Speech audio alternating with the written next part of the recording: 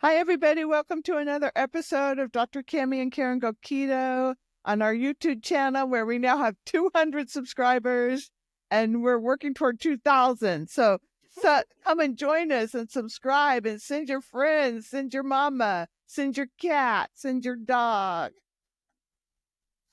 We're here today to talk about, we've been having a lively discussion before we're taping, obviously, and we're here to talk about reasons why we eat. And we're going to call it food for thought, because we were thinking about how we make in our mind all kinds of different reasons for why we eat. And I think really the main reason that you should eat is when you're hungry. But the question for me was always, what was I hungry for? Right? Was I hungry? A lot of times for me, it was hungry for feelings of being lovable. Hungry for self-acceptance, hungry for being okay with myself, hungry for feeling like I'm enough. And so through a lot of work, those have all gone away, basically. Well, I wouldn't say completely, but I'm doing so much better in working on feeding myself, nourishing my body is what I like to think of it as when I am hungry. And I'm still learning what my hunger cues are. Like, how do I feel? Does my tummy growl? Do I feel like I can feel like my tummy hurting a little bit almost? Or do I start to get anxious about things? Or, I look at the clock, I follow the clock, and I am really working towards the goal of eating at around 10 or so in the morning, and again at around 4. That's my next goal, is to eat 2 meals a day, to go to a 2 MAD at 10 and 4. And sometimes I'm pulling it off and sometimes I don't. I sometimes eat in the morning when I first get up because I'm hungry, because I last ate at 4 or 5 o'clock the night before. But Karen, what's on your mind about this topic? Well, I think that you kind of hit the nail on the head, that we eat for a lot of reasons other than being hungry. And I think that for some people, I think that the metabolic syndrome, I think actually maybe works with your leptin, right? That's the one there's a couple that are hunger ghrelin and Ghrelin and leptin, and yeah. leptin. And so they actually cut off your cue for being full, right? So you're always hungry. But I call it the void. And that's when you are trying to fill something, a big old hole in you that you don't know what it is, but you know the food's not going to work, but you're going to try, right?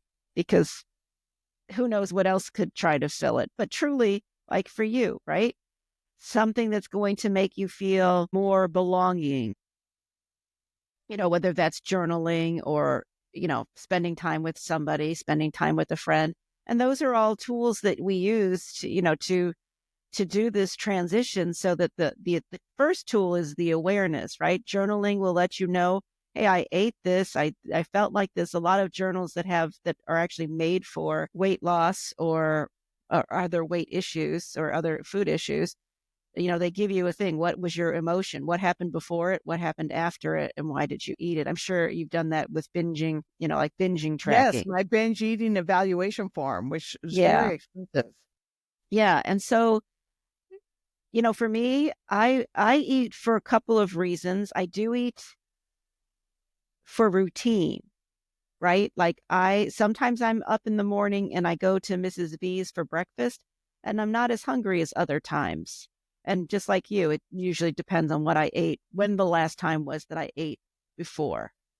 But I'll eat anyway, because that's my target, so that I can stay on track, stay on my calendar of eating. I try to eat 1 meal a day, or like you too. I feel, because I eat at 6:30 in the morning, and usually 4 o'clock, 3 o'clock, 4 o'clock is when it hits me again. And then I usually go to bed very early. I'm usually in bed by 8:30, so it's not like I have too long to go. But I think that being aware of why you're eating, especially if you're eating food that is not nourishing, if you're eating anything processed or ultra processed, anything with sugar or any high starchy food, you think it's going to be satisfying, and it just doesn't last.